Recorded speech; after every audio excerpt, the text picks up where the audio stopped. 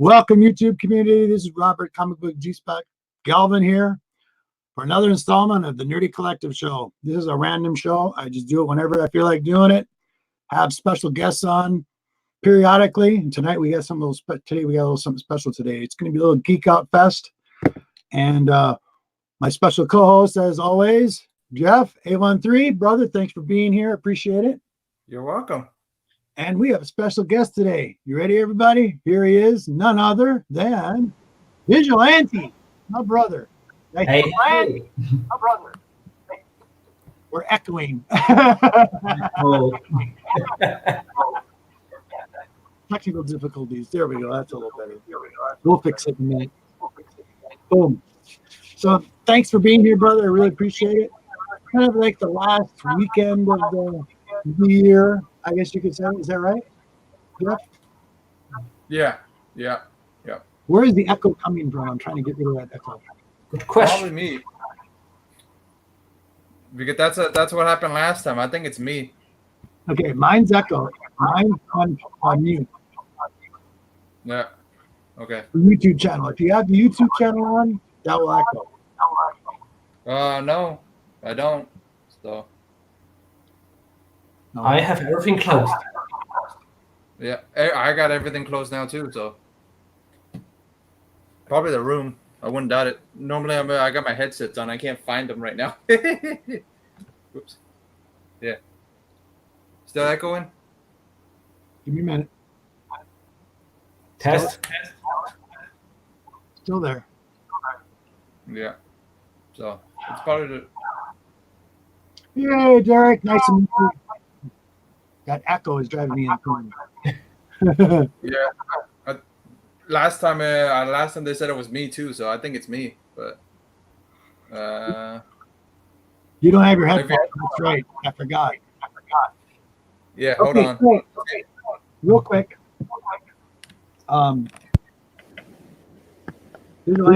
Being here, brother. We have a lot in common, and we've talked about this in the past. Vigilante, yeah, love your stuff. If you guys haven't checked out Vigilante here, please. I'm gonna fix this. Try to fix this for you, brother. Where are we? Yeah, everything Lovecraft, Giga, Conan. Anything Conan, Lovecraft, H.R. Geiger, or Giger, however you want to pronounce it. Hold on. Yeah, he's Swiss, so it's Giga. Giger. Giga. Is that better pronunciation? Yes, Giga. Watched all of his documentaries, have you? Oh, a lot of them. I also have one book here, an old one that my father bought once. Yeah. Basically, my father also introduced me to Giga. He's an artist, and Awesome. I grew up with that stuff. He's way out there, but he's great. Great. Oh, man. yeah, I also have here a poster I can show you later from the Giga Museum I ordered there. I still have to visit it. It's not that far away since it's far away for Austrian terms, but not far away for US terms. Since here in Europe, when we drive somewhere 1 hour, we're like, oh, that's so far. And in the US, oh, it's only an 8-hour drive. Give me 1 second, Vigilante and Jeff. I noticed that Gray Man's in the house. Mm-hmm. Let's see if we can get Gray Man in here because you're in near Gray Man too, right? Yeah, it's Great man, I love to have you on the show. There's sea between us, otherwise they would also speak German. Yes, great man. I'm putting the link all the way down there, buddy. If you want to pop on, you're more than welcome. Hold on, let me see if I can fix this. I feel, I do this on a weekly basis, so it's like, seriously, I don't get to do this every day. Are you hearing it okay, buddy? Jeff? Yeah. Oh, no echo. Everything perfect now. Told you it's the headphones. When I don't got headphones in. Great man, would you like to come on the show tonight? My link is right there, buddy.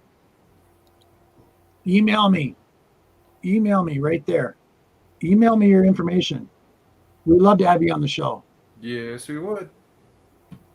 Because his music selection, you ever noticed it? Oh yeah, he's also listening to some really good metal. Yes. Just reminds me, I love that song too. I'm to have dinner.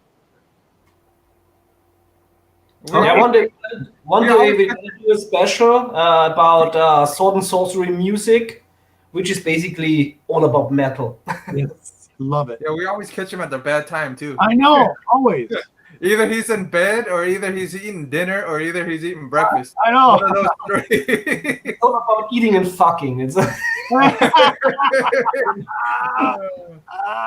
always catch him at a bad time, though. It's really funny. Anytime, Gray Man, anytime. All right, so got that out of my system. Let's keep this down here on the bottom. So everybody that's watching in the chat, make sure you check out my brother right here. All the special information, his latest YouTube video. Check him out. This gentleman knows his shit. Thank you very much. Absolutely. And today we are going to talk. Yeah, it might be. Gray Man, this Sunday, it's 3 hours of H.P. Lovecraft theme show on my podcast. He's doing a 3-hour podcast on H.P. Lovecraft. Dang. I have something really quick.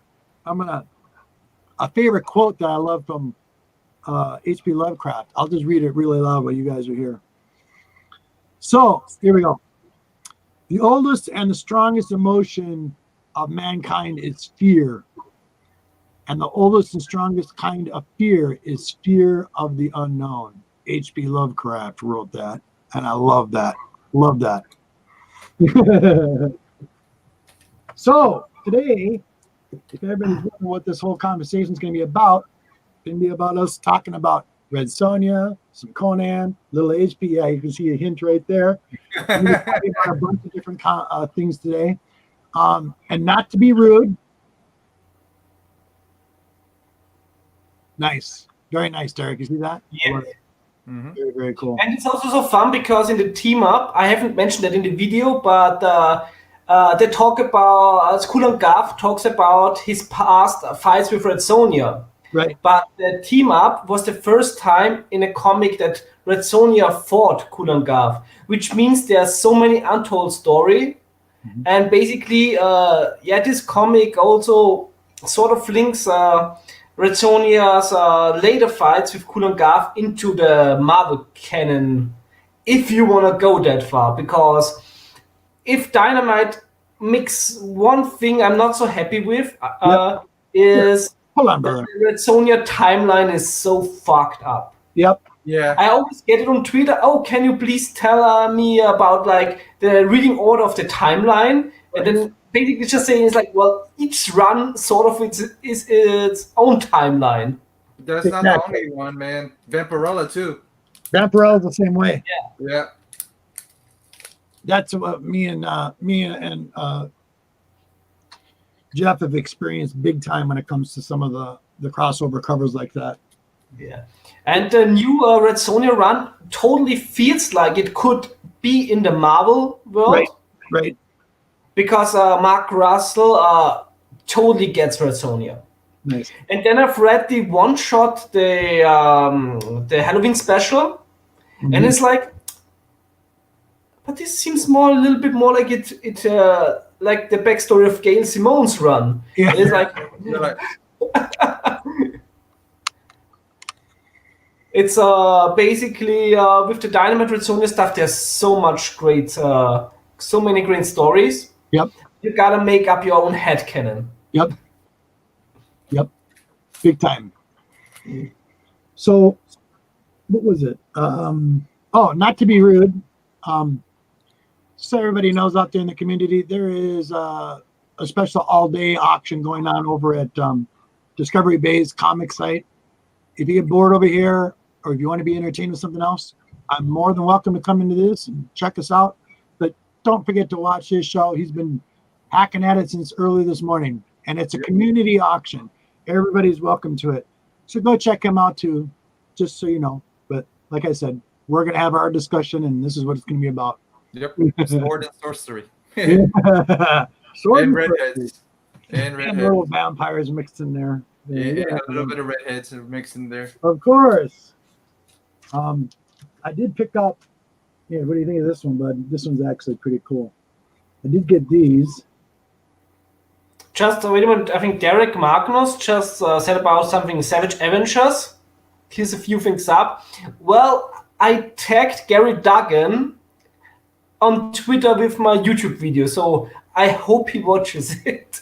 And I hope we will get some sort of reference or an Easter egg for the Marvel team-up. But who knows? Gary Duggan is a big fan of the older comics, so maybe there's gonna be something. Yep, there's give me that. What is his name? Who was a good friend of H.P. Lovecraft? Oh, yeah, you can look it up right there on the computer. Smart. Yog Sloth. What is that? Yog Sloth? Yogi Sloth? Yeah. Clark Ashton Smith, I always forget the name, who was a very big big friend of H.P. Lovecraft, and he also has his Hyborian cycle, the Cyclos, and he sort of also a little bit mixes the Hyborian age with the Lovecraftian Cthulhu mythos. So I'm also going to do a video about that in the future. And he created the book Ibon, which was also later used by H.P. Lovecraft. And I think it's also used in some of the older Conan comics. Yep. So you got this tied up. Yeah, I think you're right about that. Yeah. So that's something I'm researching now, like reading all the whole Hyborian cycle again. Sure.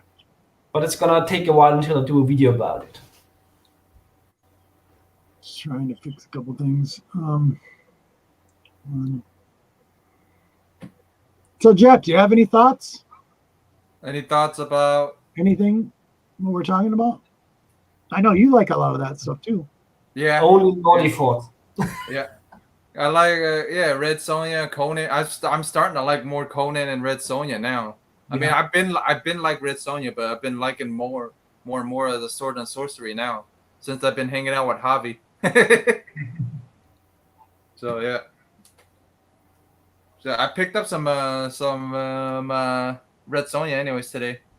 I went to a book signing today and actually picked up some stuff. Let's see. This was Perillo's first works of Red Sonja. One of his first works. Oh, that booty is so sweet. Yeah, man.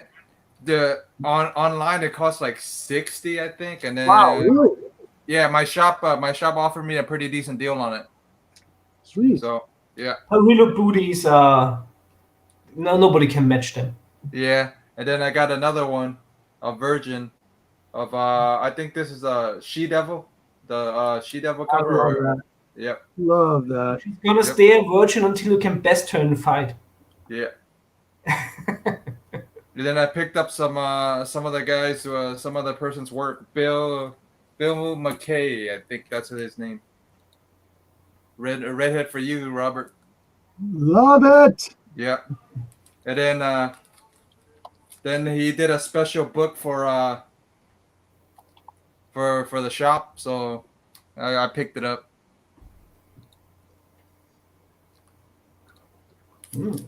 Yep. So that's pretty much that's pretty much what I picked up today. Which one did he sign, buddy? Oh, he signed them. He signed these. See? Ooh, glare. Oh my gosh! Look at that! I love it. It's all cleavage covers. That's great. Yep. And then he signed it right. Oh, I love that. Yeah. Nice. Was he pretty nice? Yeah, he was really nice. Cool. I picked up some stickers too. Awesome. Yeah. Nice. So It's always fun. Always Yep. fun. I Yep. like that little mini skirt one. That one's kind of cute. yeah. I thought you would. That's why I'm like, I looked at it. I'm like, I like this one. I bet you Robert's gonna like it too. Forrest. Yep. I'll just keep this one up since we're talking about sword and sorcery. Jeff, And then what's your favorite Vampirella cover of this year? Ooh. favorite one is the Deja Thoris and Deja Thoris versus Vampy by Perillo. Oh, it's sweet. Actually, I have one. I have it over there somewhere. So let me go grab it real quick. Yeah. See, I love this cover.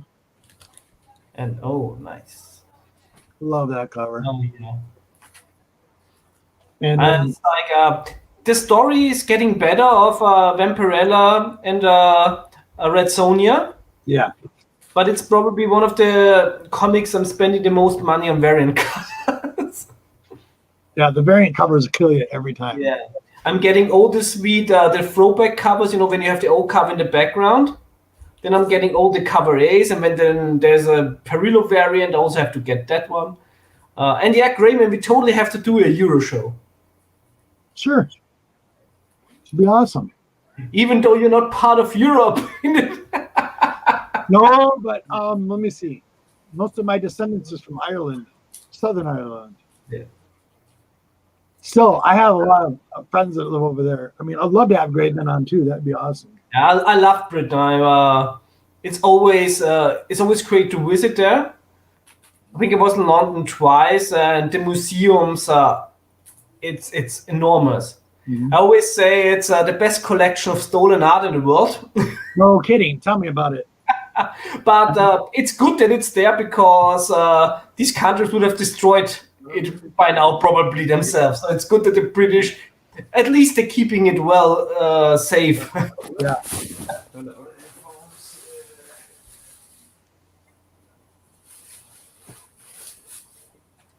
What is he saying here? So I think about the history stuff. I mean, if you go into the British Museum, they built a whole bloody Babylonian temple in there. Wow, is he really? Got my other shit. Knew I would find something else. Here's my second favorite cover of his Oh. this year. Oh yeah, I love that. Yeah, that is cool. Yep. But I think my favorite animated one one. is Adventures of Vampirella issue #1, the Middleton cover. Yeah. That is so fucking hot. Yeah. Yeah. He does a really good job, big time. Yeah, he does. What was I going to say? I came across. His Supermans are a little weird, but I they're okay. It's like he's not born to draw, man. Yeah. It's funny because he drew the Superman with like an extra ab. I think I have the cover. There's a weird. I'm like, why does he have another? I think his Superman covers look a little bit too serious. Yeah. Like I'm not reading a lot of Superman stuff, but I really love the character of Superman because even though he's not human, he's supposed to be the best of us all. Yeah, Right. yeah. So I always think that the younger you are, the more you like Batman, and the older you get, you more appreciate Superman. Yeah. I think it's a big understanding. Yeah, it's like what we talked about earlier today. We were talking about the Star Wars. Yeah. But anyhow, so this one find. I know you like role playing games too, right? Yeah. Yep. Yep. And I came across this at a flea market, and it's all intact. It's pretty nice. The So Marvel nice. heroes. The only bad thing about pen and paper role-playing games is that you need people to play them. Exactly. But it's got everything in there. Look at this. It's great. It's got the actual map, beautiful map in there. The module itself, with everything else in it. Then it I has. don't know how it was with the Marvel role-play game, but the interesting stuff about the first Star Wars role-playing game is that most of the expanded universe took all the data from the role-playing game and made it canon. Because there was no other way to get all this data, like of the size of ships, etc. So it would be interesting if, from the Marvel role-playing game, if some stuff of this also influenced the comics. Right. But that was a nice little find. Was happy to get that. Oh yeah, the other favorite cover of his, the Zombie Tramp 57. This one. Yeah, the Zombie Tramp comics are always something where I think like, should I buy something? But it always, at the end of the month, it ends up on the cutting floor. Yeah. Nice. The only reason I even got it was because of Perillo cover. That's the only reason I got it. Nice. There's like, I think Xenoscope, they're doing the Brother Grimm fairy tales. Yeah. They have such sweet covers sometimes, and I always... Next year I'm gonna buy one and I'm gonna check it out, because I really wanna get more into the indie horror and sword sorcery stuff.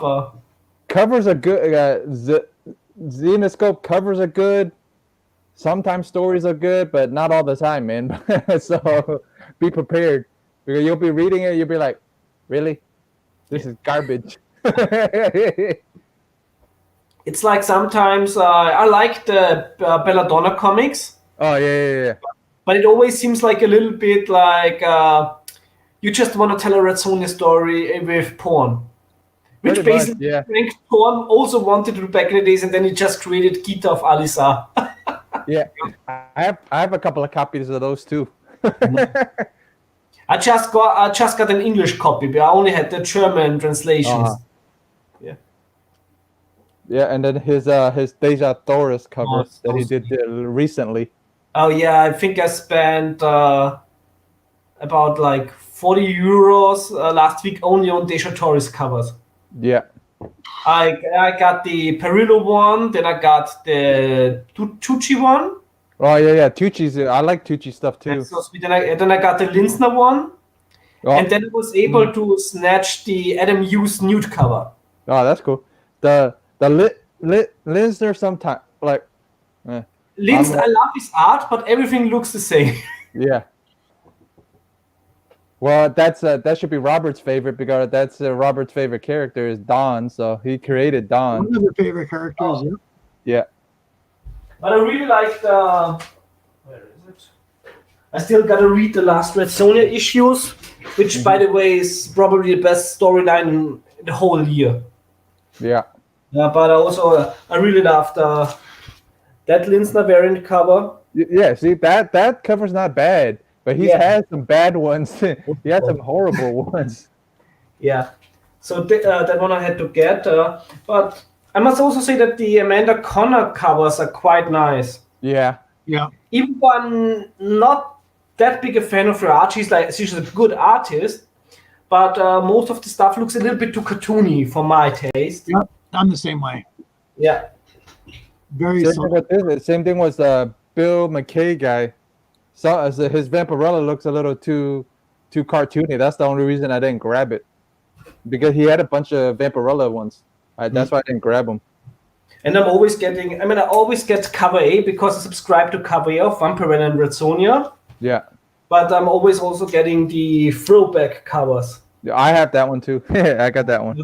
They're so sweet. Yeah. So actually, even though it's not the best storyline so far, it's getting better and better. So it's really bad, but it's developing. Yeah, it's getting better. I read the last issue. It's getting a little better. Great. But I'm spending so much on the variant covers. Yeah, you're not the only That one. happens. Yeah, you're not the only one. You're not the only one. Yeah, Deja Taurus is also gonna be like a title that's gonna bleed me out. Yeah. For issue 3, they have a really nice throwback cover, like a homage cover to the Campbell Spider-Man. Oh yeah. I also already pre-ordered that, and there was also like a Perillo cover that I ordered, and another cover, forgot the name, which looks a little bit like more in anime style, but it's hot.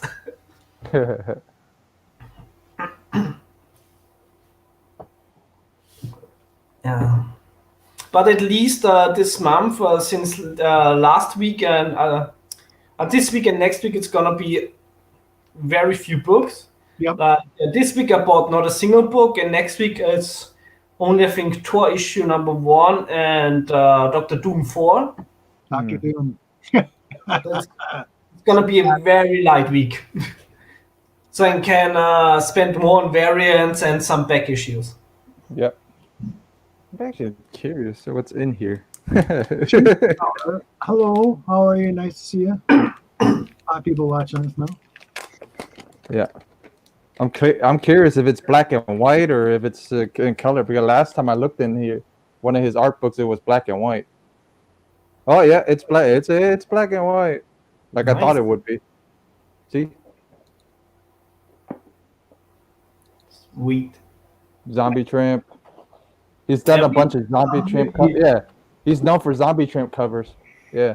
See, so another one. Yeah, you're thinking it's all boob covers, but it's not. That's what Matt's saying. Yeah. Yeah. Well, aha. Butt shot, and then the front shot of it. The book smells. Yeah, the book smells funky, but the plastic, the whatever the plastic they used to print the book with, it smells a little Funky. Yeah. As long as the page is unsticky. Yeah. Yeah. Start taking a black light to it next. Yeah. Ben, We're having this in Europe. We're having now this nice reprints of all the Italian comics. Ooh, I'm liking that. Nice. Just looking through this thing, just curious. And it's really like, yeah, it's not much. European. All right, boop. No. This is not late. See, his version of Red Sonja. Ooh. Wow. Okay. Nice. Have you heard about? I think Dynamite is sort of hinting there's gonna be a Red Sonja movie in the making. Yeah. Yeah, Red Sonja movie in the making. Like hinting. Who should play Red Sonja? And I think they really want to push for Becky Lynch. Becky Lynch. That'd be cool. That would be totally fit. I'm not up to recent wrestling. Yeah, but that's totally fits like optically. She'll fit as the Yeah. She's a little small, but see you, Gray Man. Thanks for being here, brother. I appreciate it. Yeah, she's a little small. Tamaya. Yeah, but I don't think that like with cinema magic that doesn't matter. Tom Cruise. Yeah. Yeah. There's also no giant. No.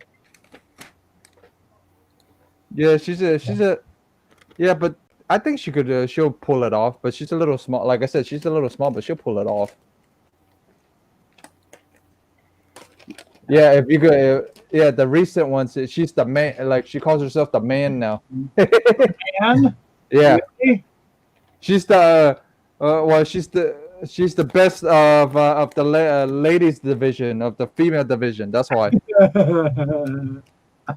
That's the whole gimmick that she has going, is that she's the best of the female wrestling.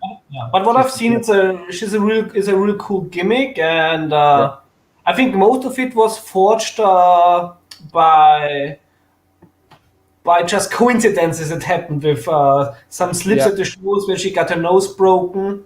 Yeah. But I'm only seeing this via Twitter because it has been a long time until I watched a full wrestling show. Yeah. After December to Dismember, I was like, fuck this shit. Wow. Big ECW fan, and then this happened. So I did pull out a couple Conan for you. Do you got some Conans out that you like, or Red Sonjas that you like? Most of the stuff I have now in the Oh, short the movie special. I love the movie. The movie was great. It's the movies. The movie. Like I see, this movie is it's my life.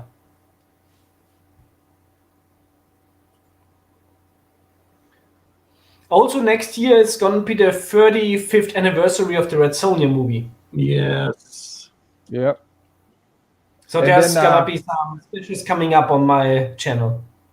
Yeah, and then in March or something, Dynamite's trying to kill her off or something because it seems like it. There's something saying the Red Sonja or death of Red Sonja or something like that. Yeah. Yeah, I saw that solicits. I'm like, oh, great. The good thing with my comic book store is I pre-ordered everything because Yeah. as European I can't just go into comic book store and buy US issues, so I have to pre-order everything. But there's also the service that my comic shop provides me so that I don't miss anything.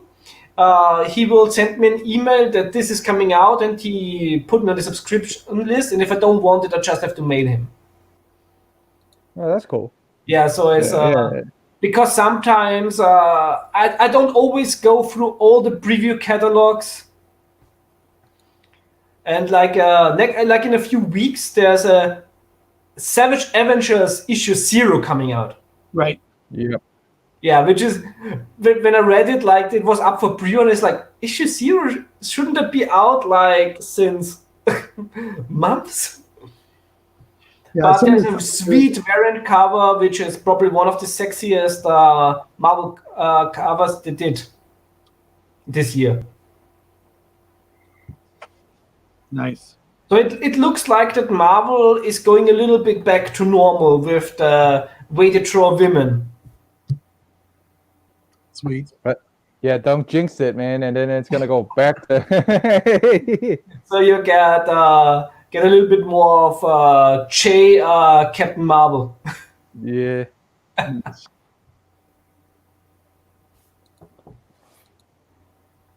But yeah, I'm gonna do for sure like a few specials next year about the Red Sonja movie, which I really love it. The only thing I don't like about it is the kid. The kid. Yeah, but if you look at the whole the props and the costumes, everything looks so awesome, and it's also the only Robert E. Howard movie in which Sven Ole Thorsen survives. Wow. Like he dies as Thorgrim, he dies as Tonga in Conan the Destroyer, and he dies as King Borna in Karl the Conqueror. But in this movie, he's playing a bodyguard. He's only in it for a few shots, but in the back you see when Red Sonja is killing like the bandit chief that he's just fucking off. and I asked him, it's like, is this the only? It's like, were you fleeing and surviving? And he said, yes, my character survived.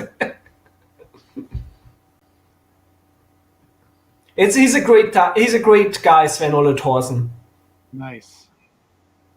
He's also he was a big friend of Arnold back in the day, so he got these movie roles. He's in most of the Arnold movies as an Easter egg, as a side character for a few seconds mostly. But it's always a pleasure to see him. Yeah. Cool. So And Thorgrim is legendary. Oh yeah, absolutely.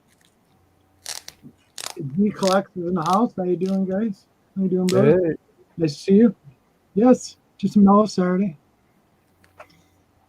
We're just doing a random show. So,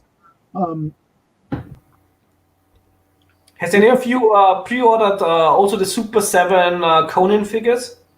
Ooh, no, I haven't seen them yet. I may if I see them.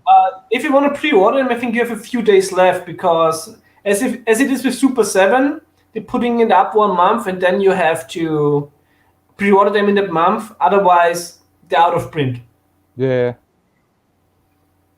And this month they put on Tulsa Tomb figure, Torgrim, Rexor, and Gladiator Conan nice. with stickers. I like And the then- stickers. Her zombie tramp. Nice. Yep. So, and then his card. Wow. Yep. That's cool.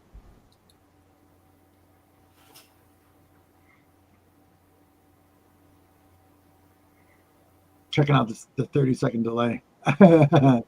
These are pretty good stickers too. They're pretty high quality stickers. I've seen cheap. I've got cheap stickers before, but these are pretty high quality stickers. I mean, it's very sad that writers and artists have to survive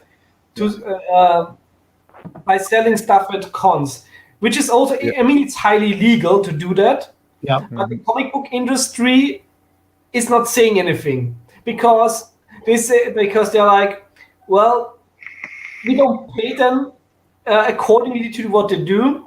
Right. So we're just looking the other way when they're selling stuff we have the copyright to. Yeah.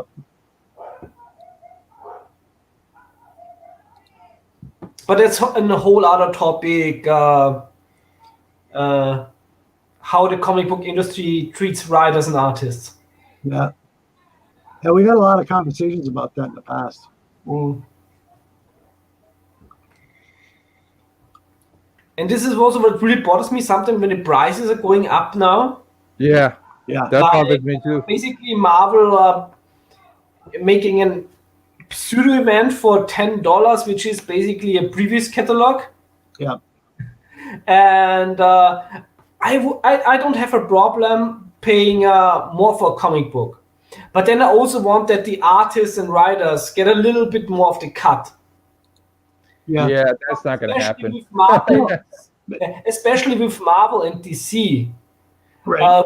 which have the IPs to make movies and sell T-shirts. Even Dynamite has that issue too. Dynamite doesn't pay their artists well enough, or hasn't paid some artists. Like Jamie Tyndall will not sign any Vampirella books because he's done a couple of covers for them, and he won't sign any of them or Red Sonja's that he's done.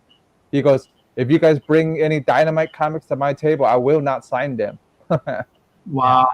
Yep. I get it. I don't blame him at all. Yeah. I was not blaming him. I mean, I loved it. I love what Dynamite is releasing. But, sorry, we really have to get it's not even that we have to get back to, because it was never good. Because when you see what DC did with Schuster, Yeah. Yeah. so it was never, there was never a golden age for writers and artists. Can I have some?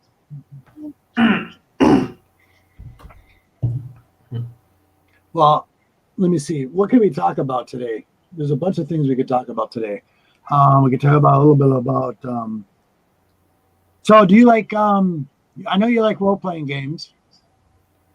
Yep. D&D fan, big time. I know. I think isn't Hobby a good like D&D too? Yeah, Javi's another one that likes role-playing games. We've thrown out ideas about this in the past, and then we've talked about it in the community. But it would be kind of cool to have a stream and do a role-playing game. Do a role-playing adventure game.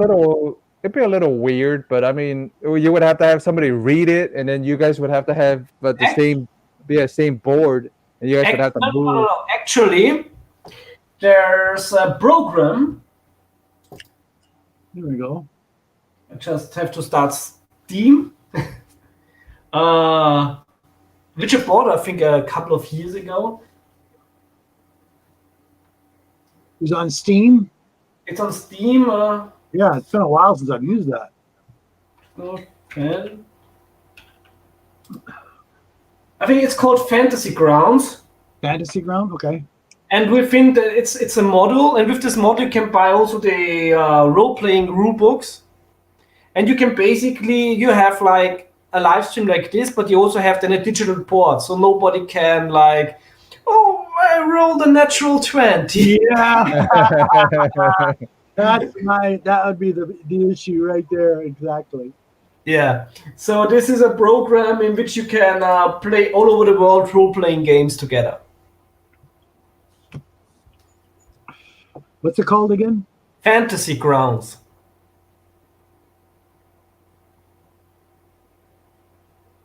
Have you ever watched that live YouTube stream where they do that on stage? They have that D&D adventure.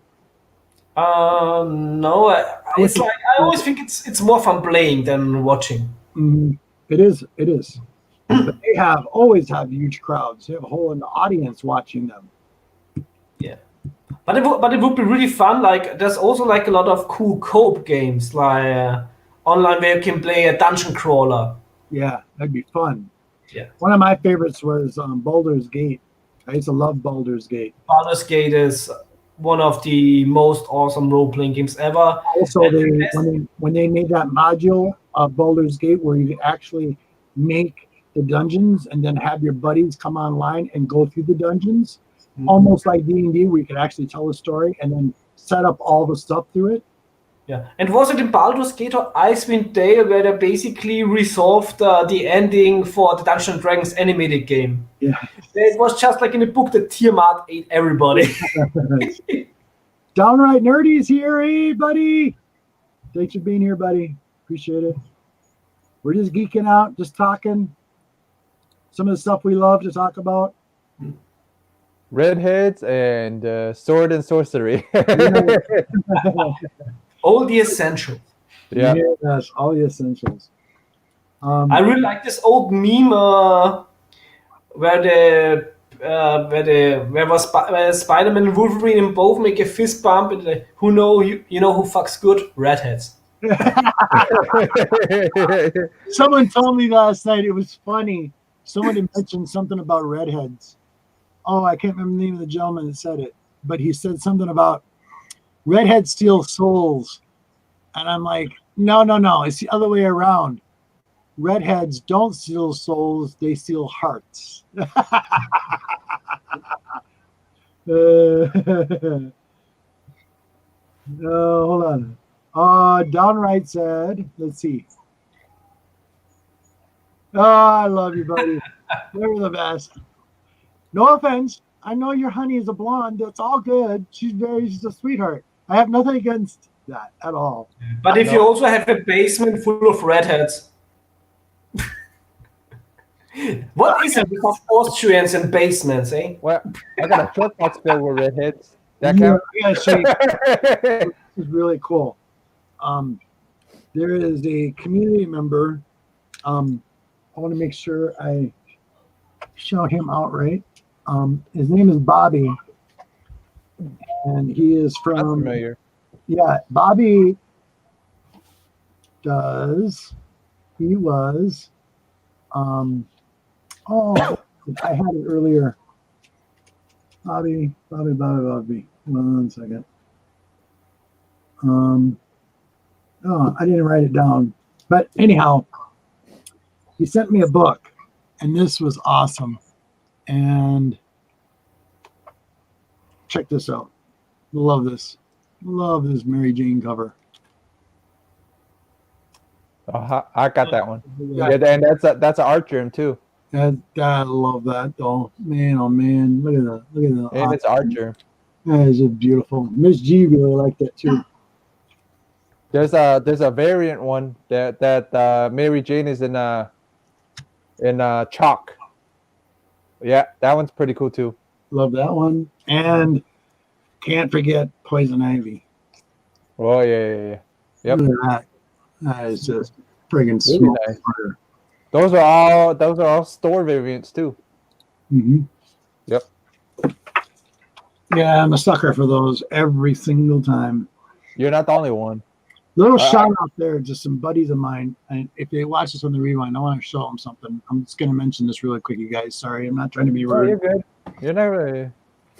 One of my favorites, as you all know, I love vampires. Anything vampire related, Dracula, you name it. Anything Nosferatu, anything with history, you name it. But Morbius, this is a blank cover. This is my single copy of the blank cover. But just recently, I was able to purchase 4 blank covers. And I have a little goal. And this is to 2 community members that are with us that are artists. One of them is right here. This is Jim Boatwright right here. He did this Silver Surfer cover on a blank Silver Surfer black cover. He did this, and another gentleman in the community, the art chemist, did this one, did the Silver Surfer cover. And what I'm showing you here is I have something I'm sending out to the art chemist, which is the Arsenio, and one to Jim Boatwright family. This one, Oh boy, Boatwright, can't wait to see those. and this one is for Arsenio. And there's some special goodies in here. Plus, I have 2 blank covers each for them because I want them. This is going to be a little bit of a kind of a contest in a way, and I want their 2 representations of Morbius the vampire. I don't care. And I want them in their idea, and that's going to be sent out to them next week. And we'll do some maybe kind of a special or something for them. I'll love to do that. I'd like to have them online. Maybe do 1 cover if they like, something live if they want to. That's just up in the air. But yeah. And it's to the death. But It is to the death. Contest to the death. I want their best representation of what they would see Morbius as. I've seen a lot of representations, and I've seen a lot of different covers of Morbius. And another real cool one is this one up here. I'll try to show you this. But what is this going to remind you of? Right there. That's a Morbius cover. Right, that's cool. Black and white. That was sent from Scott Farr. Keep it real. Oh, thorough. Yeah. Then you had one from Scott Farr too. And this one is from Scott Farr. Yep. Right here. Another inside cover, and that's the book. And then the 2 Morbius pops. But anyhow, big shout out to those guys. You guys are awesome. But those books that are coming to you guys, there's some bonus books in there just for your personal collection for both of you. Just trying to hit something that they both might like. So hopefully they love those. And the 2 blank covers each, so they can do 2 representations of Morbius for me. I'd appreciate it. Have you ever read the Batman Nosferatu? Actually, probably in my vampire box. I probably did. Yeah, There's so many, dude, I can't keep track, but I have. It's the one that is completely drawn in the style of German Expressionism. Really? Wait a minute, I have it. Let's see it. It's one of the few Batman books I have. By the way, it's Sam's birthday week. Happy birthday, Sam. Happy birthday, Sam. Absolutely, brother. That's nice. Oh, you know what? And it's Actually, completely... our copy doesn't look like that. Our issues don't look like that. Though. Show the cover again. Nope. You know what? I don't have that. I've never seen that. It's Robert. It's different. From our end, it looks different. It's a different cover. Is it a different Maybe cover? it's the British version. Yeah. But the art is so sweet. Oh gosh, dang! That looks so familiar. I'm looking at that. Right. I told you it's a Right different there in the corner. Yeah, it's And I'm a huge fan of Murnau and the German movies in the 20s and 30s. This is like Nosferatu ever? Nosferatu it's brilliant. Have you ever seen Faust? Yeah. Faust by Murnau is also brilliant. Back in the days when Germany still made good movies. Oh, mentioning Faust, Robert, you're looking for first editions, right? First editions of Faust, and he was a Canadian writer. But guess what? I found some. I found it at the shop I went to today. I didn't find it. I found he actually has some. So he'll let me know what he wants for him. So What's so frustrating about that particular, but Have you ever seen the Faust Laughed of the Damned, the movie? yes, Yeah, of course I have. The cheese The is movie. really, really bad, but you know what? It was good for what I they love did. it. I I watched it when I was 13, man. It's almost like pulling Yeah, away when I out was the book. supposed to. I think I watched it a lot younger than 13, man. I watched it like I remember watching it really young, and then we're like, what? Do you What see is what this? Derek is saying there? So the audience, Hold on, bud.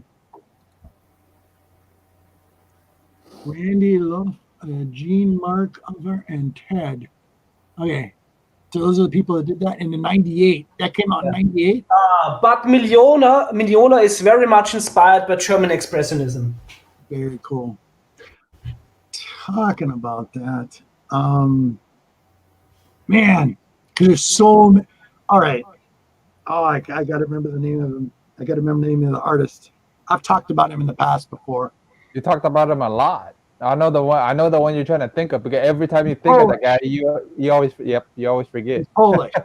He's a Polish artist. Yeah. You always forget too. I know Vigilante would know who I'm talking about. Yep, and you always forget. Every time you try to bring him, it's so funny. Every time he tries to bring him up, he always forgets. And then he'll remember like in 5 Just minutes. names. It's like you always have them. They're graspable, but you can never reach them. Yeah. He's very famous in Poland. And you have a picture of him with Indians. They do a lot of tattoos of him. They kind of actually that's a good title. Very famous in Poland. No offense. Seriously. Yeah, you have a picture of the guy, don't you? Yeah, I can show that. Maybe that.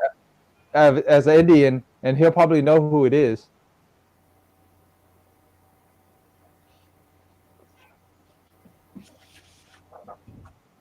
I bet he won't.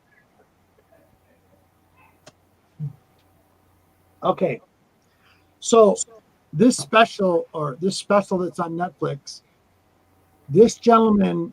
Möbius is French. He died like within like a couple years ago.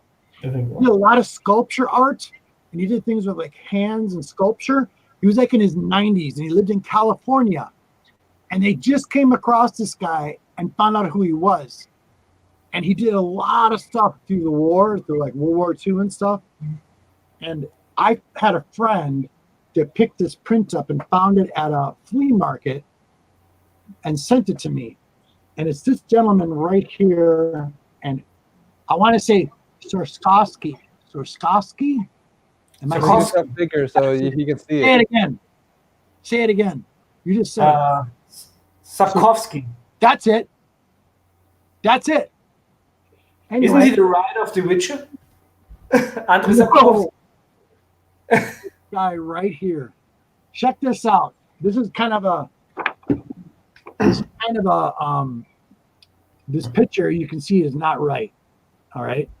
Especially when you're looking at the people that are in it.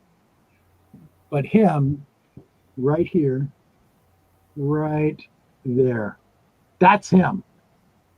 That's a picture of him. He did a lot of controversial work back then. And so there's so much to explain about this guy.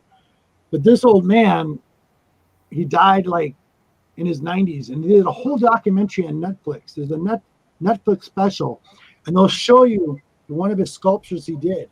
He did a bunch of stuff back then, and he was kind of a rebel of his time, even in the art school and all that kind of stuff. And he created a lot of stuff back then that nobody knows about. He's a famous artist. He's like one of those legends that nobody knows about until you actually mention it and look him up, but awesome. You said his name perfectly. I have art. I get tons It's of it's always funny. It's like also with Stepan Sage. Like the Americans always have problems pronouncing some of the Slavic names in. yes. But he's famous. I know he's famous in Poland big time because people actually do his artwork in tattoo forms. They've done his face, they've done his artwork, some of the sculptures he's done. He's very popular over there. And yeah, he's like a rebel of his time. You know what I mean? Really, really neat. Somebody who thought outside the box. I mean, yeah, when they finally did an interview with him, they did an interview with him and tried to do this whole documentary on him. And he's like in his 90s, 80s or 90s, and they're talking to him and asking him all these questions. And this guy lives in a small little apartment all by himself, and no one knows about him. And this legend's living somewhere that's created all this beautiful art and beautiful stories. It's this whole like outlook on life. You know what I'm saying? It's fascinating. It's also interesting with some artists. They're also pretty good, but they really can market themselves. And then you have a lot of introvert artists. They are making great art, but everybody just steps on them and just take the art and never truly make them a nice life. Everybody must be on the auction today. Nobody's even watching. I think we got 4 watching. Thank you for everybody watching. Still better than none watching. Hey, I don't care. I'm good. Yeah. I'm good with it. I'm here with my buddies. Yeah. I just like to talk. I think we should make Vigilante a common staple of this particular show. The reason why I have Vigilante on now, unfortunately, Jeff, he is 6 hours, 7, almost 8 hours ahead of us. So right now, the time Into over the future. Now it's 11 p.m. here. 11 p.m. there. It's 4 p.m. right now. Yeah, so he's in the future now. So the good old, Next week, I'm all sending you messages from 2020. Future of 2020. So when you see me on a video with flames around me, you know that I love it. gonna be over. Yeah. Eric, I love it. Isn't it weird? 2020. It's every time I think 2020, I have some dystopian future in my head and not present. Talking Mongolia art, and that's another one of my favorite things I like to. I brought up multiple times, especially with Jeff. Jeff knows me almost too well, but it's like I've always been fascinated, like with the Red Book by, I'm going to pronounce that incorrectly, Jeff. You can correct me. Shang Tzu. You know, the Art of War. Yeah, the Art of War, the Red Book. Sun Tzu. Yeah. Yep. Have you ever read that? Sun Tzu. Isn't Sang Tzu, or isn't, wait a minute, he's not the admiral, or? No, he's the philosopher from I thought Sang Tzu. yeah. The Art of War. That's what he's known for, the Art of War. Yeah, read that is so deep. Yeah. But when it comes to like history, like especially when you look at Vlad the Impaler, for an example. Zheng He is the admiral. What's that? Zheng He is the Chinese admiral of the treasure fleet. I wrote a paper about him, so I should have remembered his name. Yeah. And like one of my favorite like warlords of all time, other than was Genghis Khan. I love that whole thing. Well, we all share some DNA with him because exactly right. Exactly right. That's what people forget. Totally, 100%. Yeah. But I love they actually did a really good. What else was there to do back then? It was only war and you know what I mean. It was war and the spoils of war. It was nothing else. Look how much he conquered in such a short period of time. Yeah, it's and the problem is when you conquer so much in a short period of time, it's very hard to uphold it. Yep. Since the imperial overstretch is a little bit too big. If you ever read the book or read the story or the history behind that, it's very, very interesting. The guy was a friggin' smart. When you talk about a tribe in Mongolia, this little place and all just exploded. A really good. If anybody doesn't watch that, there was actually a Netflix special called Genghis Khan. It went 2 seasons. Excellent. If you haven't seen it, definitely check that out. It's Yeah, really and then there's the show, the Mongols. Yeah, Yep. the Mongol show. Yep. very, very I good. think there's also the one like the Marco Polo adaptation, where's Kublai Khan. Yeah. Yep. Exactly. Very, very good. So yeah, those warlords were awesome. I had 3 seminars in Chinese history. I studied history, and it was very interesting. I wrote about the Seidenstraße, the Silk Road, Oh yeah. Nice. and then I wrote about the Portuguese in Macau, and about the treasure fleet of Zheng He. Nice. Yeah. Mhm. Sweet. Love it. See, look at that. Boom. Right off the bat. All something in common. That's great. Man, everybody I meet is always so far away. Yeah. Seriously. Thank Well, God. like Vigilante was asking, my favorite cover this year was this one. Hold on, buddy. Yep. Put it up. Oh, nice. Show us. Yeah, I got you. There you Gotcha. go. Nice. And autograph even. Yep. Sweet. One of my favorite covers of this year. It's the Deja Doris versus the Vampirella cover, issue That was a 5. really sweet cover. Yeah, issue Smoke. 5. There you go, brother. Now I can see your face. Good. Yep. What also was a real cool crossover was Vampirella and Reanimator. Oh yeah, that's this one right here. That's this cover. Yeah, it was some and the interior art, it works so well for this story. Yeah, I love the story though because it was Colin Bunn. Colin Bunn wrote the story. It was really He's a good. really good horror writer, and I Yeah. think he's gonna also write Solomon Kane in the future. Yeah, I liked it because he actually brought in what was it, a Draculon. He actually brought in her planet. Exactly. Yeah, I'm like, And- finally.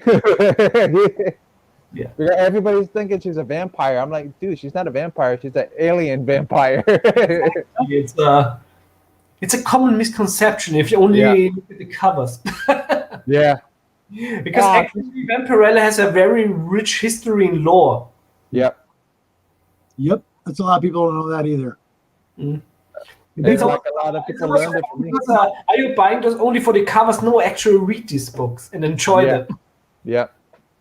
Like also Vengeance of Vampirella, it's like the mixture of science fiction, horror, and erotic that I love. Big time. So it's always a great. I think it's very good that Dynamite found their niche with sort of bringing back some good girls and pulp characters, and now also that with Deja Torres that they finally put like. Well, I'm not saying a good author, but an author I really love with Dan Abnett. I mean, he's a great author, but I don't think that Amy Chu really is good for writing pulp characters. Yeah. Like I read Deja about Torres was horrible. her Red Sonja was not good. Her Red Sonja run is the only Red Sonja run I don't own. Yeah. I own one cop. I think I own 0 and 1. I think and 3. I think 0, 1, 2, and 3. Because I read it, I'm like, what the hell is this? Yeah, it's so far away. Yeah, more than rolls away. Yeah. So hopefully coming down there to Florida, I'll be able to see everybody. Yeah. And I think then they bought their plane tickets already. Bueller and them bought their plane tickets already. Talk to him. I think there was also the problem with did she write also or who wrote Barbarella Deja Torres? She wrote some Barbarella too. Oh, Barbarella, yeah. That's like it always feels like as she researched like Barbarella quickly on the internet. but has no clue about the real character. And the same was with Deja Tori. So Right. Same thing with Vaporella. She's done Vaporella books too, and it drives me nuts when she does it. I'm like, I'm reading it. I'm like, what the hell is this? yeah, it's basically just writing for a character she would like to write for, and not the character she's actually writing for. Yeah. It looks like she just looks it up and goes, oh, yeah, this and this and that. I'm gonna use this part and that part and this part. That's it.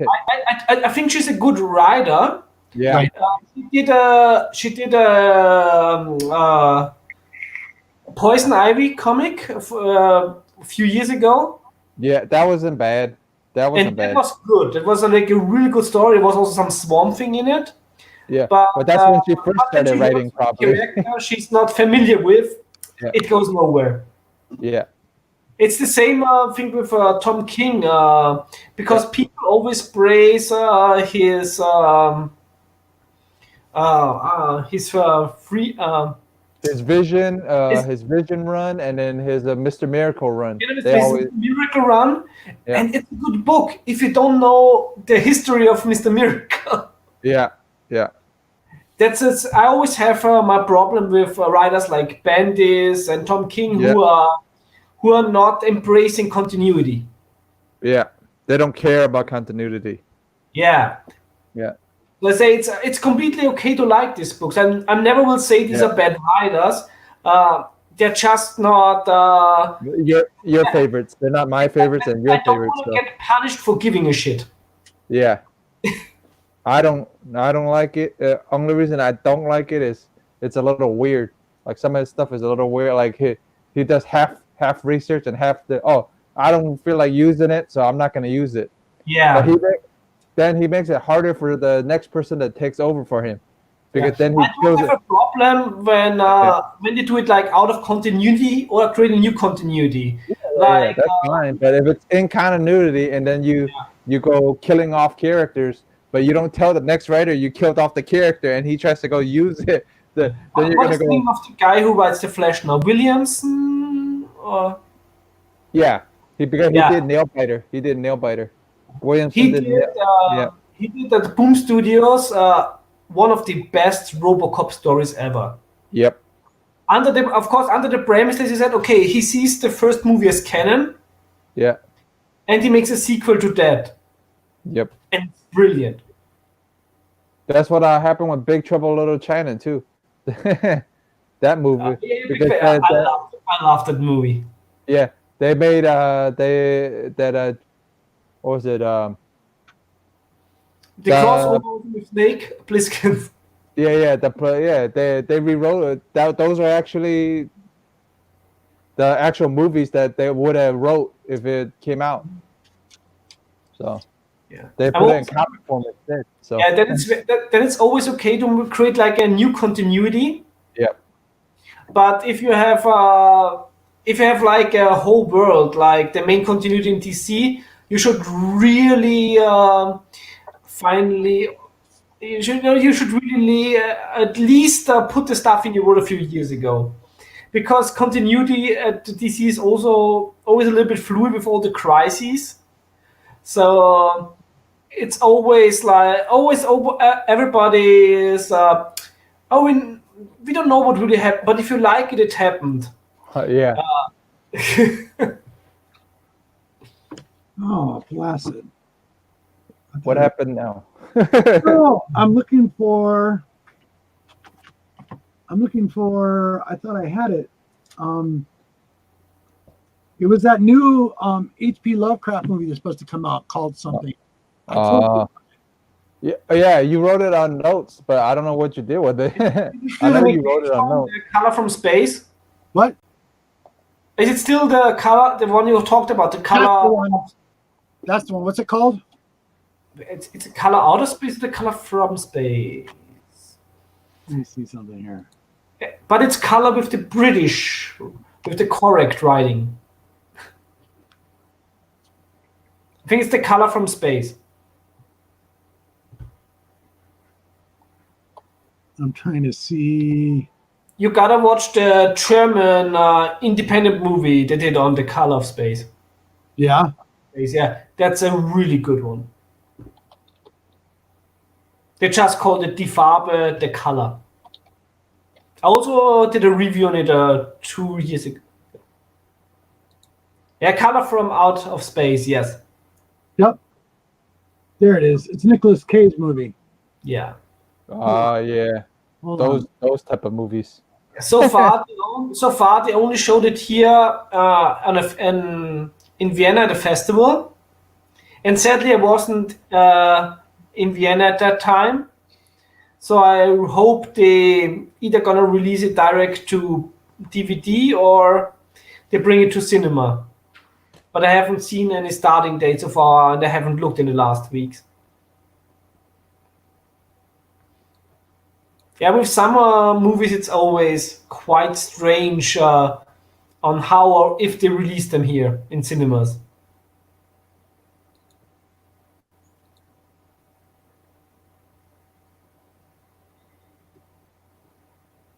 You think I can show that? Can I show that?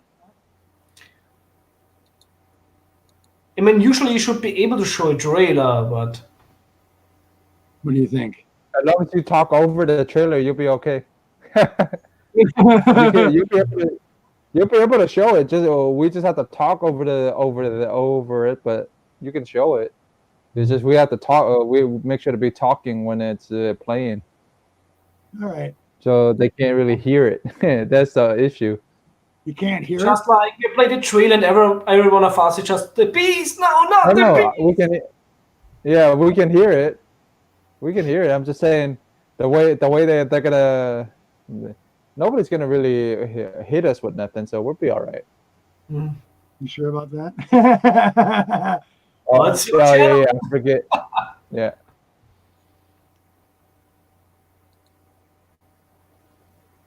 All right. Oh, Greyman's still here. I also read they wanna make this movie like they wanna really make a Lovecraft verse.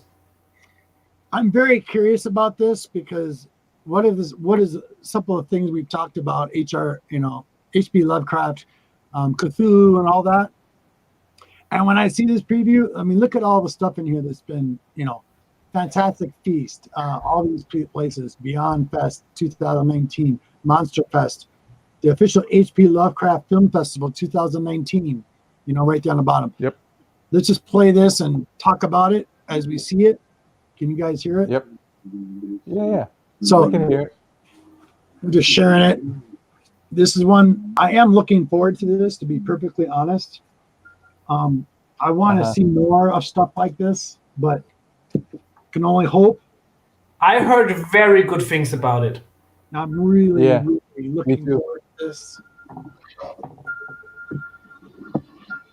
Almost looks like Poltergeist, almost. Yeah. Well, look at this. Come on, guys. Oh. Yeah. And also, to be honest, I can watch every Nick Cage movie. Me too.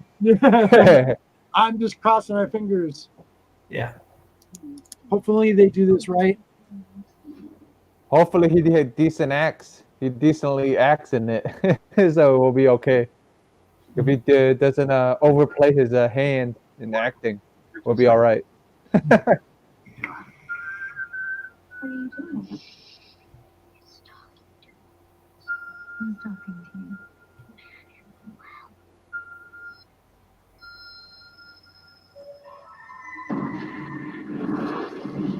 It's in the static, it's in the moisture. So here's up there. Oh, yeah. Did you see who that was? Under control. Yeah, I saw who it was. No, it was in denial. Seeing from the meteorite changed everything around it.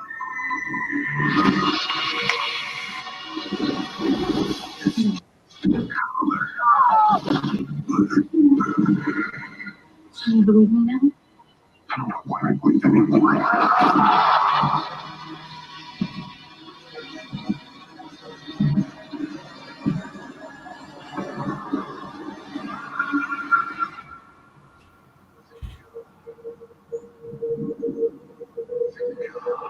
Nice.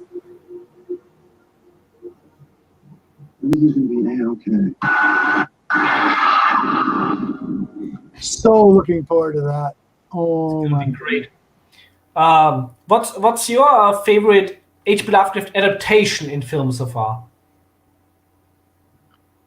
Favorite so far? Ooh, that's rough. I don't think I have one, to be honest. How about you? Mine is The Resurrected. Ooh, that's good. Yeah. It's based on the Curious Case of Dexter Ward, Okay. and it's a slow paced, great storytelling, and it's only one of two movies that Dan O'Bannon directed. Nice. Dan O'Bannon was one of the screenwriters of Alien, Yep. Okay. and he's a big H.P. Lovecraft fan. Yep. So most of the Lovecraftian influences of Cosmic Horror and Alien came from him. Someone's doing And their when you watch research. The Resurrected, Love it. you totally see how deep he is in Lovecraftian lore. Yep.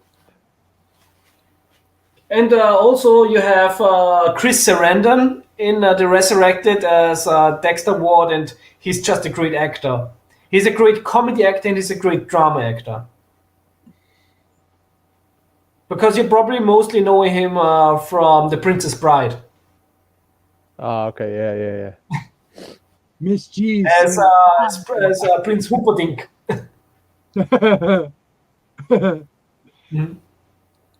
Ma Honey's in the chat. She's a sweetheart. But it's interesting that there are a lot more famous movies that are based on Wasn't direct adaptations. right? Wasn't From Beyond? Was that H.P. Lovecraft? From Beyond is H.P. Lovecraft, but it's like it was also by the same director who did Dagon and Reanimator. Yep. Reanimator. Yep. He's also a big. What is his name again? I forget so many names today.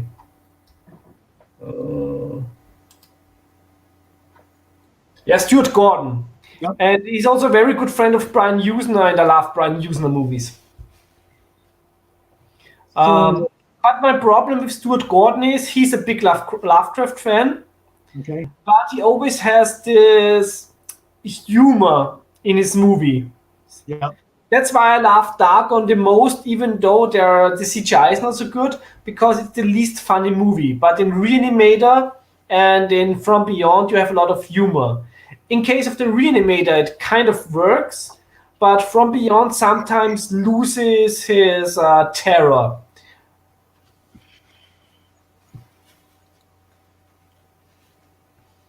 But yeah, most of the Lovecraftian adaptations were done by Stuart Gordon, and then you of course have the older ones from the 50s.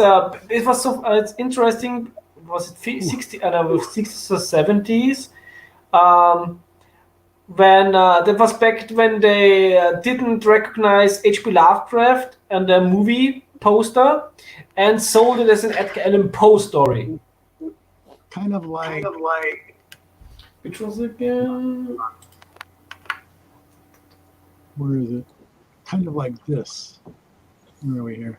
It's 63. It's a Roger Corman movie. Okay. But I only have the German. What was it? I think in German was Die Folterkammer des Hexenjägers, but I don't remember the English title now. The English title. But the first time H.P. Lovecraft got mentioned was 1970 in Voodoo Child. When they mentioned him the first time on the promo poster. But before that, in the 63 movie, they tried to sell it as an Edgar Allan Poe story. Nice. Because nobody back then cared about H.P. Lovecraft. Like I've showed you these books before. There's an H.P. Lovecraft. It's from 1953. Yeah. That's where they got part of the alien story from. This book and this one, Weird Science issue 8. They also got the story for the Aliens trilogy there too. Did you watch that documentary on Alien trilogy? All the ideas that they got from H.P. Lovecraft and H.R. Geiger's work. And Mario Bava. Yep. A lot of stuff. Dan O'Bannon was also a big fan of one of the old Mario Bava movie, Terror from Space? I reread this movie. I'm forgetting all the titles. Mario Bava was one of the. I would say when somebody asks me what is the best director that ever lived, I would say Mario Bava. Mario Bava did not only invented the slasher genre, he invented the giallo, and he perfected on how to adapt comic books with Danger Diabolic. Wow. Like, how about horror science fiction other than Aliens, HP influence? How about The Thing? The Thing it's a very good movie. Yeah, but how about influences? Do you see the influences in there? There's totally. But it is a remake, but Carpenter is largely influenced by H.P. Lovecraft, which you see most in Mouths of Madness. Yep. Wow, that's another good one.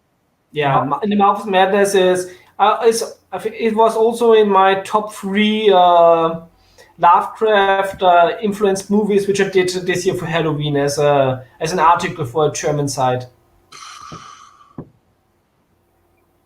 Yeah, Alien was my top 1 movie. Then I have the article opened here, so I can cheat from my own thing. Yeah, then it's of course the other title, The Beyond.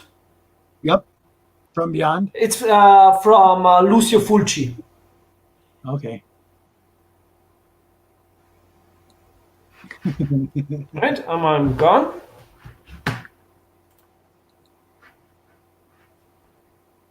Test, back. You good? Yeah. Can you hear okay? Did it load? Yeah, it loaded. Was it loading? Yeah. So it's The Beyond. It's so good, and the movie has the book Eibon in it. The Eibon? And Lucio Fulci is one of my favorite horror directors. He also did Zombie Flesh Eaters, and I always have to think of the English titles. It's Das Haus an der Friedhofsmauer, The House by the Cemetery. House by the Cemetery. Okay. Yeah. It's always so weird. Sometimes I have the Italian titles in my head and I have the German translations in my head, and it's like, the English ones. Nice. Mm. Yeah, because you see so many of the influences of everything, of a lot of different movies. It's remarkable. So I've mentioned it all the way from, like, you've seen the Han Solo story too, right? Yes, especially like in the Kessel Run. Yeah. How about when they went through the remember the wormhole, the space, what was it? They were going through warp. They're going down those wormholes, shortcuts through space. They decide to go through it. They go in that blackness of space. There's that creature out there grabbing all the planets. Yeah. Black hole. Remember that? That was a great scene. Solo is very underrated, and they got punished because it was released after The Last Jedi. Yep. Yeah, we don't want to give out any spoilers about that. We all have our personal opinions on that. Yeah. How about did you see it yet, Jeff? What? The new Star Wars picture? Yeah. Yep. My brother-in-law watched it. My brother-in-law watched it and he enjoyed it. My brother-in-law watched it and he said he liked it. So. And your opinion? My opinion. You were right. You were right. Right?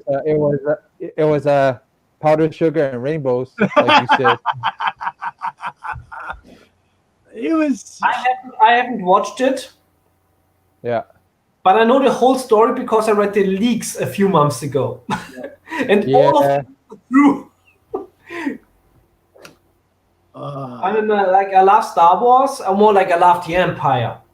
But I ignore everything post Return of the Jedi.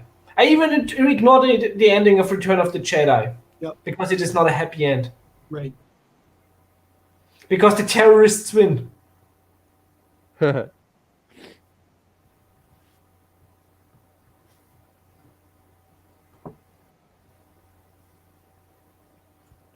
I don't want to go on a rant. It's like bloody rebels.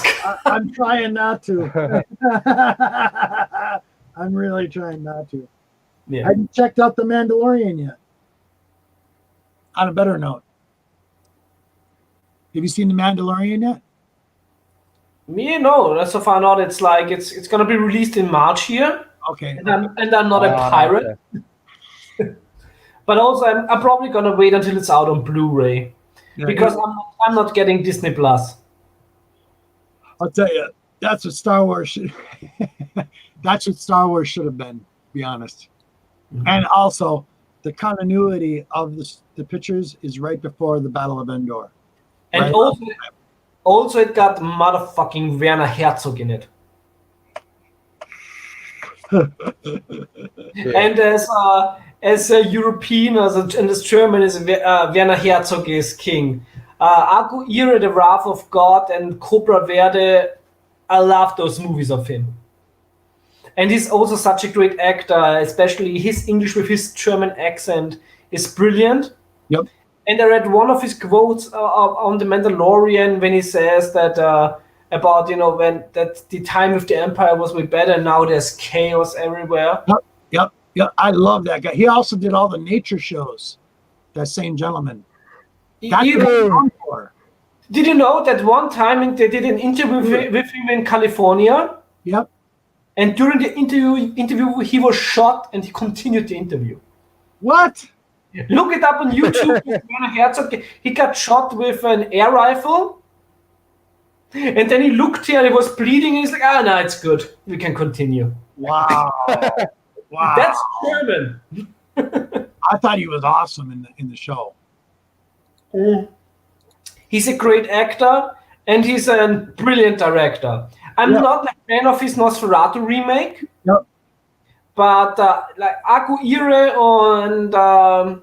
and Cobra Verde, these movies are awesome. Especially Klaus Kinski, one of the biggest madmen ever in acting. These two roles are his masterpieces. Sweet.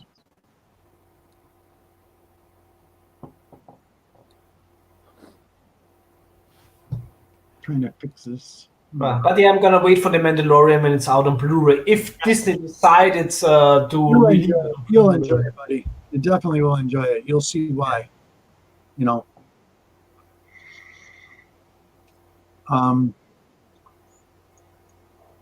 So let me see how long have we been going on for. It's been going on for an hour and a half. Yeah.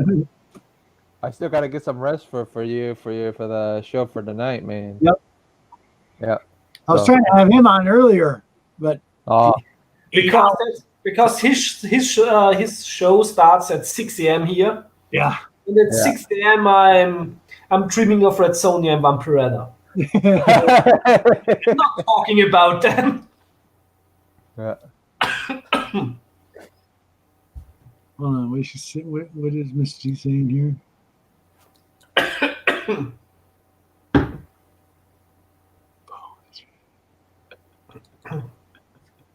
I love it. And there was something I was saying. One of the phrases I like, you'll hear me say it periodically, is "This is the way." Remember what I said? This is the way. I only see the memes of it. You'll love it. You'll like it. So, let's see here. Anything else you gentlemen would like to talk about? No. My voice is still a little bit rough because I was sick the last days. Oh, everybody's getting over that. Yeah. One thing. So, Oh, that's nice.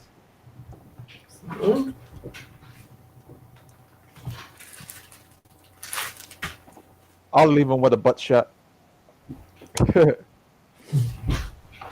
Oh, Swamp! I love Swamp Thing. There's also so many Lovecraftian stuff in the early Swamp Thing run by Lean Ween. Big time.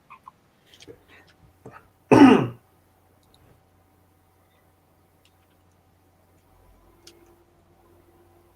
only have the omnibus, the trade paperback one of the old Swamp Thing The stories. trade. Okay. Yeah, it's not so hard getting back issues here in Europe, especially for a decent price. Oh yeah, big time. So it's like a vicious cycle because sometimes you find US floppies very cheap here because nobody else is buying them. Right. But sometimes when you have to search for a certain issue, it can get very expensive, especially when you have to ship it from the US or Britain. Right. And of course, you always have. I don't care so much about it, but you can sometimes get like the UK comics cheaper here. Like Yeah, big time. they're the same, but they only have the pence price instead of the cents price. Yeah, I've looked at a couple of those. Couple different ones actually of those. Pretty interesting. The art is even different. If you look at some like the Spider-Man and some of the older comics. Now with Conan, it's the same the art with the late issues, but yet there's some differences. You have some. Like the one you just showed there. Pick that up again. Yeah, that's like here's the artist. Here the art is completely the same. You even have the same white spot in the eye. The white spot at the door is also the same. So this is exactly the same art. Only the difference is the price. Yep. But I'm also getting the US one in the next days because I found somebody in Switzerland who sold it. Nice. Yeah. Same guys. See that? Just difference in the price. Yeah. Yeah. I just saw that one at the shop. Yeah, one of the shops. It's actually graded. But there's some differences sometimes, like here. It's with the old German comics. You can see that here would have been the Marvel stamp. Yep. So they just blackened it and put like the own logo on it. They used the same cover, but Wow. I like that cover though. I also I bought it. Usually I don't buy the German translations because they're shite. But I can never pass a Hella cover. It's impossible. Very nice, by the way. And sometimes you can get the German books with the same US cover. Sometimes there are variants. Right. But for a book that costs a few $1,000s, and if you want the cover, you can get it sometimes here for $10 to $30. Jeff just sent me a picture of something that was pretty cool. Yeah, the Dawn. Oh my god. I just saw it. Yeah, it's a 1/6 scale. I already looked at what size it is and everything. It's almost like a Mego doll almost. Yeah. Yeah. And it doesn't come out until March or April or something like that. So I can tell you, I have so many figure pre-orders, which are pre-ordered 1 year ago, and they come out whenever. yeah. In March, they will hopefully release the Well, Frank. it comes with all this stuff. statue. Check this out. It comes with all this stuff. Yeah. Yeah. Which It looks like almost like a Barbie because of the hair. Yeah. I have to show you later photos of my Faisen Vampirella figure. I don't want to transport it because the skull and everything I posted would fall off. Sure. Oh, okay. But here it's you know what, I think I can. Yeah. I love Faisen figures, but sometimes they are sometimes so brittle. Oh. Oh yeah. I know that one. Right. That's the same thing. That Don's made out of the same stuff. And the good thing is, you have all the genitals in there, like for real, it's sculpted. Who made that? Who made that? I love it with the dragon in the background. Yeah. Like it's everything is sculpted. Wow. I think Dynamite ended up doing it. I think. Did Dynamite make that? Who made that? No, Dynamite made one. Licensed it. There's Dynamite licensed it. So there's Vampirella and Red Sonja officially TPL leech Phison figures. But Phison also releases like their bodies. So you have a lot of bootleggers who just release gloves like this is a bootleg. Wow. Wow. You wouldn't be able to tell it unless you told us it's a bootleg. Exactly. It's done by people who know what they're doing. Wow. Yeah. But you'll get some that are not known, like people don't know what they're doing. So Yeah, and sometimes when you buy some of the basically I paid for the M35 body, and the head and the clothes and everything came as in a box. Like I ordered that from Hong Kong. Right. Not surprised it's from Hong Kong. And then you just have to put everything together and you can pose it as you want. And it really feels like touching human skin. Wow. Oh, Which cool. Also you have to be careful with posing. Like you can pose them as you want. Yep. But if you want to have them in a certain position, you should always look that nothing is too overstretched because... Show up real close real quick. Again, show it up real close one more time and point out what you're talking about so people know. Yeah. There you go. Wow. So this is like... Wow, look at that. It's like rubber. It feels like real skin. Wow. But with posing, you don't have to be careful not to overstretch them. Because when you have them too long in an overstretched position, you can get some creases and the skin can tear. And crack. Dry. Yes. How about drying out? It's always a good after a while to put a little bit of baby powder on it. Okay. Like just go with a little bit over it, or which I want to do for this Conan, I want to buy like a glass to put over it.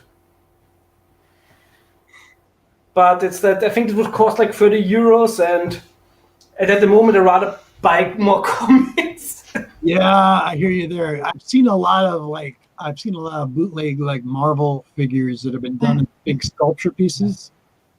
But with this thing, it's basically you can get this like I think for $120, which is it's like the Red Sonja one I paid for I think 220 euros or something, but you also get of course the stand and the dragon, etc. Right. Let's just say when you buy these TPL figures, you're not getting knocked. It's like you're getting your money's worth. Yeah. Tell us about this one. Yeah. It's the official diamond. Nice. Yeah, What this do is you the think? diamond one. Yeah. Yeah, the diamond J. Scott Campbell one. It's let's see. Number wise, it's 696 made out of 1262. So Did you get it per Kickstarter or retail? I got it retail and I got it really, really, really, really, really cheap. Sometimes on Amazon.com they're having some of these statues really cheap. No, I didn't get it. I got it from a local shop. They were going out of business. I offered them a price, and they go, "Oh, I want it more like for this price." So, $189 statue. I got it for $70. Wow. That's a good deal. Yeah. Yeah. Really nice. Here sometimes I pre-ordered the Red Sonja Frank Thorne, the anniversary statue, and it's based on the cover from Marvel Presents Red Sonja issue number 4, one of the most beautiful covers ever. But it's like it wouldn't be that expensive in the US. I mean, that expensive. It's like I think it's around $200 or something. But Not here that bad. I have to add like one additional 100 for the shipping and everything. Yeah. Wow. Yeah, well, if it was a sideshow, it would be a lot more anyways. You know, sideshow statues are a lot more. Yeah. So Yeah. when I order them from a shop in Europe, I don't pay shipping for the shop, but basically the Right. shop adds like this. It adds they added to the price. Oh, yeah. Funny. What is always a treat sometimes are the I think the Diamond Select, the PVC statues. They look very decent. Right. I have those too. I got one of those too. Yeah, I got the Hold Tarot one, and I have the Ocean Master from Aquaman. Nice. That's a good piece. I actually seen that. That's right, Miss G's alley. She actually liked that movie a lot. The Aquaman movies, I love it. It was very good. Very It's an epic fantasy movie. hmm And Black Manta and Ocean Master are two of my favorite characters at DC. big time. And they were so well represented. Yes. They did a good job. Oh yeah, the Lady Death one. This is also on my wish list at my store. That's this one. Do you The know that PPC she's from Lady Death is from Austria. Yes, she Yeah. is. Yeah, from Vienna. Mystique from the X-Men is also from Austria. That's cool. That's always good. Show it closer, bud.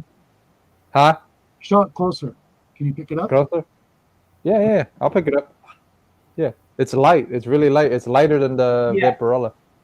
That's the wonderful thing about those. They're very light, Yeah. but they look more expensive than they actually are. Yeah. They really nail the quality of these. So Yeah.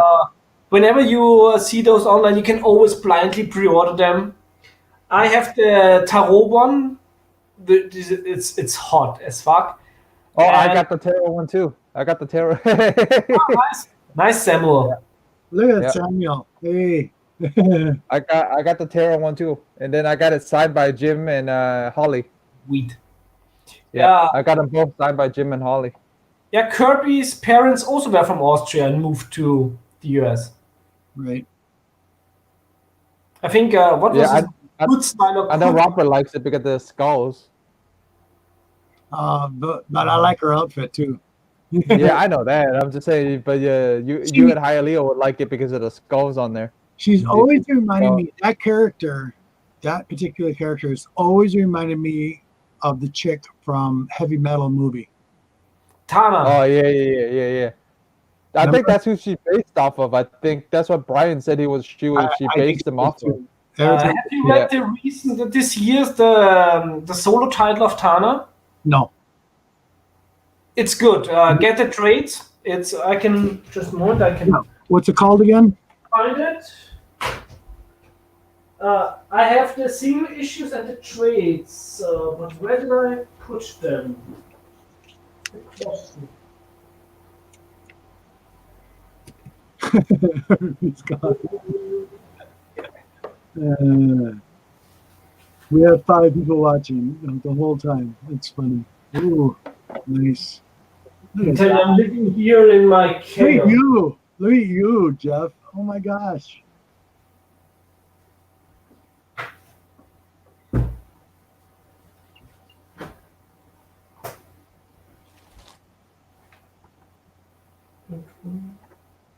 Now, what are these, buddy? I got it displayed. Just a moment, I'm also taking a look Oh out. my God, I love that piece right there. Wow. Yeah, so this is how I normally have them displayed anyway. So I love that. yeah. See, International show and tell. yeah. I knew he was a big Taro fan too. That's why I knew he met Jim and Holly too. That's why. Nice. So So I had Holly and them sign it. I had Holly sign on tarot. Oh, I like that. So yeah, right there, and then I had Jim sign on Raven Hex's like right there. Nice. Actually the shop owner gave me the idea. My shop, the local LCS owner gave me the idea. Since these things were light, I brought them with me and had them sign it. Wait till the chat catches up. I gotta show you what Ms. G just put in the chat. It's so Yeah. funny. And then I found this in the I actually found the issue of the issue 1 in what was it back issue box. So yeah, for a pretty decent price too, for 9.6, not bad.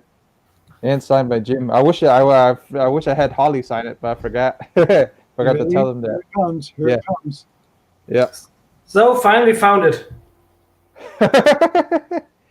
It was behind the laptop. Yeah. You see what she said? Yeah. I love it. All right, buddy. So these are. I also have the single issues, but these are in the short boxes. These are the So trade. it's like it's the same story, but I bought both trade paperbacks.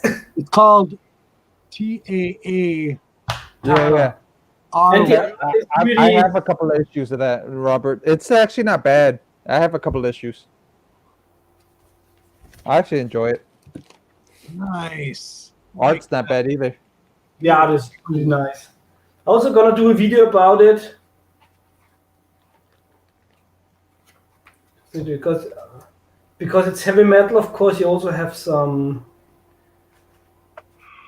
Here's always something Rob likes: tentacles. Yeah. That's cool. Tentacles, skulls, redheads, sword and sorcery. Yep. I've seen enough hentai to know where this is going. Very, very cool.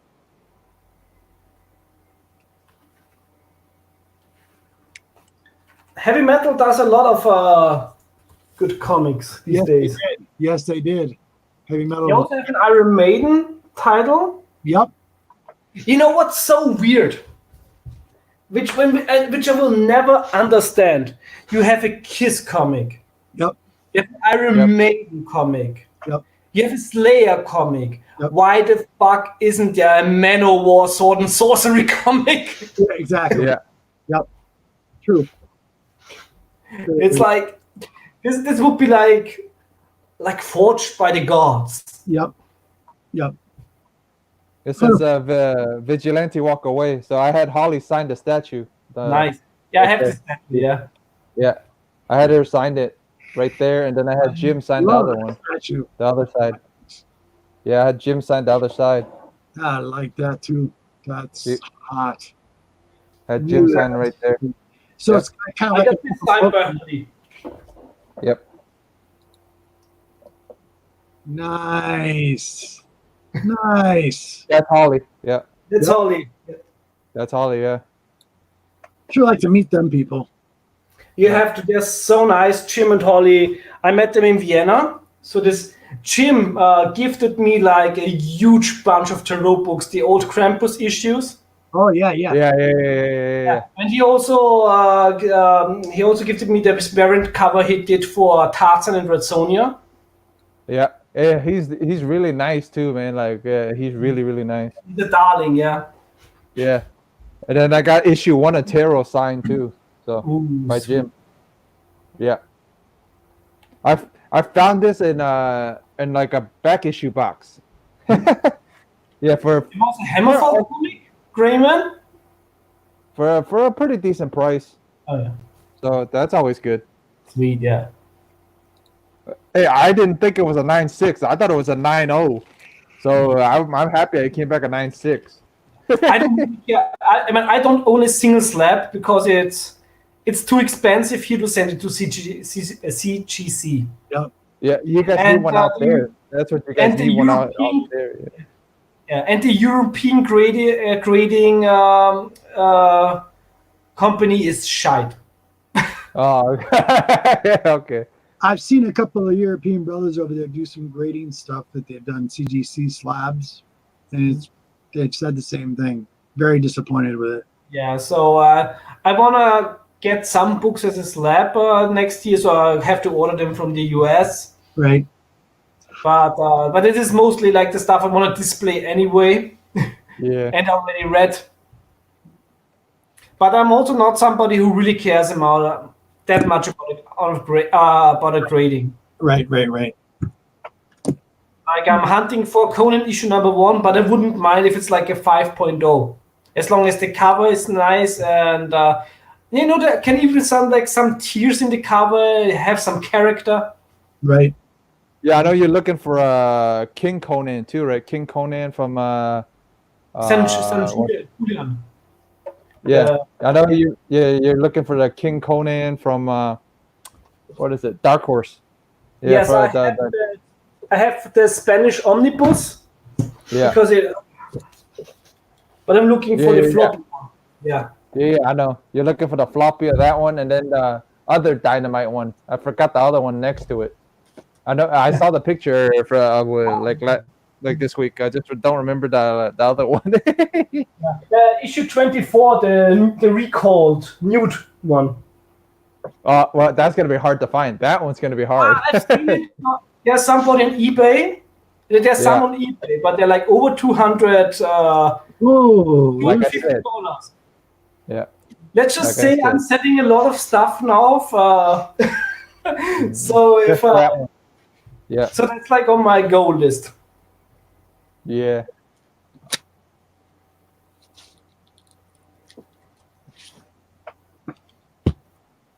But yeah, it's such a pity. Like these things came out when I was at university here, Right. Yeah. and I had no comic shop where I could order US issues. So at that time, I only bought trade paperbacks. Yep. That sounds about right. Trade paperbacks. So I only got into the floppy game.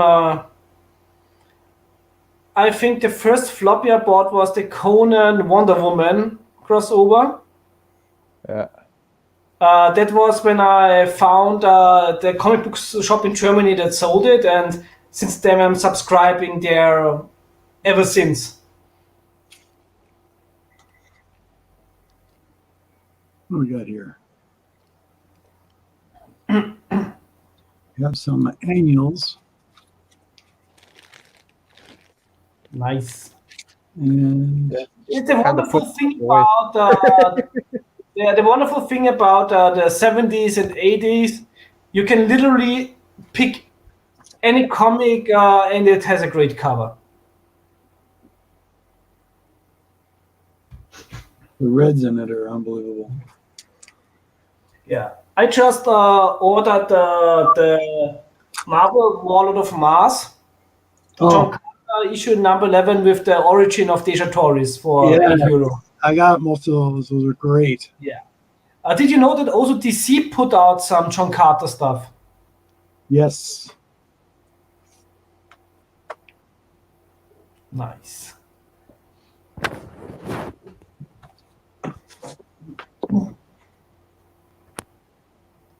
Yeah, getting more of the old Conan issues is also a goal in the next years. Okay. What was your goal again? Yeah, well, of course, Conan number 1 is a goal. Then Hour of the Dragon, issue number 1, the Schwarzenegger San Julian variant. Then issue number 24, which is the recalled nude cover. And then the I didn't even know there was a nude cover at all. I didn't even know there was a nude cover. So when I saw it, I'm like, oh, okay.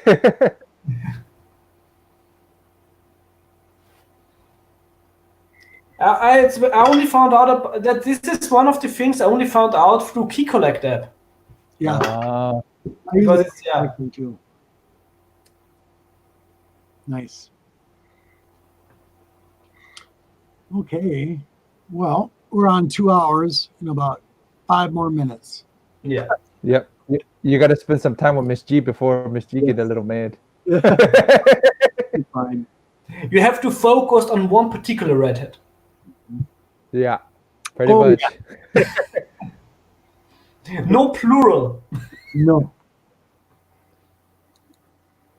Oof.